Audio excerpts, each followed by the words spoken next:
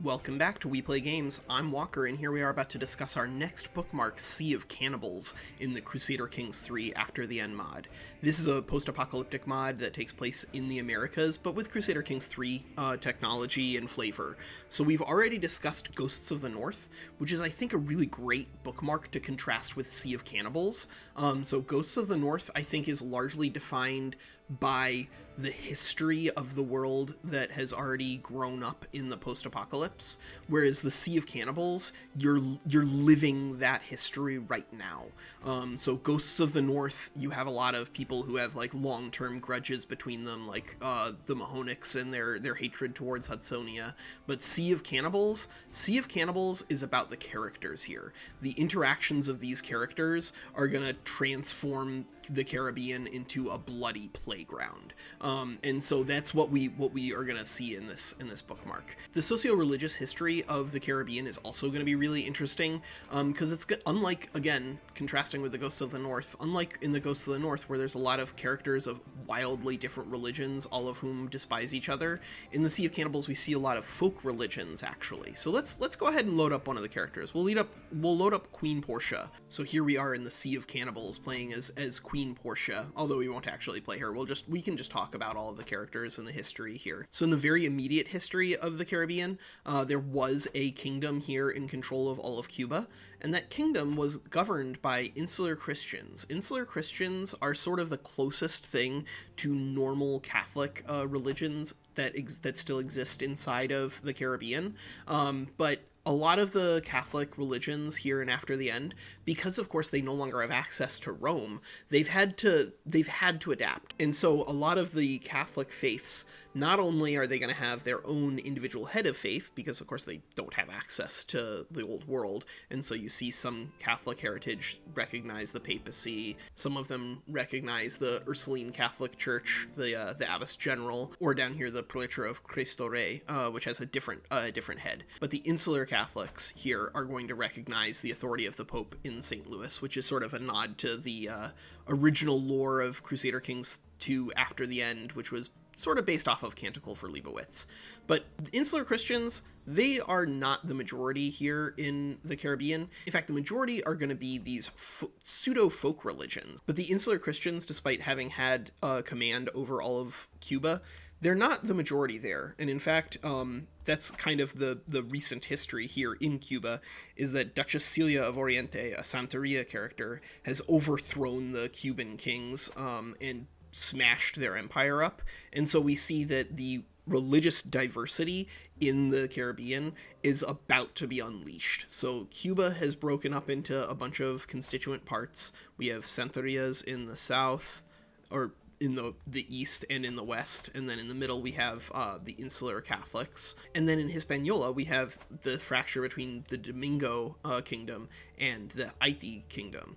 But this is going to be a division that is not going to be just religious and cultural, but also one that is political and personal, because the kingdom of Hispaniola used to be unified, but then King Toussaint of Haiti died, and through his elder son, who was a legitimized bastard, we have the King Esau II of Haiti in Haiti, and then in Domingo we have the air quotes legitimate ruler, King Israel of Domingo. And so King Israel, he's coming with a claim on the kingdom of Haiti, but of course he is weaker, so whether or not he'll be able to push that claim onto Haiti is kind of up to him. But that's sort of the immediate history for those two big islands. There is another character who is sort of on the outskirts but moving in, named Portia. So in the original CK2 version, Portia was the Empress of the Caribbean. She had already executed a conquest over almost all of the Caribbean, brought it all under her thumb. But here in the Crusader Kings 3 version, they sort of de-aged Portia. And so if you want to conquer the Caribbean, then you have your character right here, a Bobo Ashanti Jamaican character. And so what this should highlight for you is that there's a really interesting cast of characters with a lot of claims on each other, but it's not really the same kind of feel where over in the Ghosts of the North, there's a long-standing hatred of the occultists by basically everybody else outside of New England. Here in the Sea of Cannibals, if you look over the religions for the Sea of Cannibals, quite a few of them are going to be able to tolerate each other, because the saintly spirits means that Catholic heritage are simply astray. Same here, Catholic heritage says in turn saintly spirits are only astray. So they're not going to be able to execute religious wars against each other. The Regla Conga de Palo, this Orishan faith here, they are a little bit on the outside, but they are also an incredibly oppressed minority. So they're present in game as some of the vassals of Duchess Celia of Oriente, but again, she's got a lot of work to do because she's a Santeria leader, but she's got an uprising here that she's trying to hold on to. But the faiths that are present here in the Caribbean, they kind of highlight something really interesting about Caribbean history in the real world. So in the real world, the Caribbean was one of the hotspots for slave trade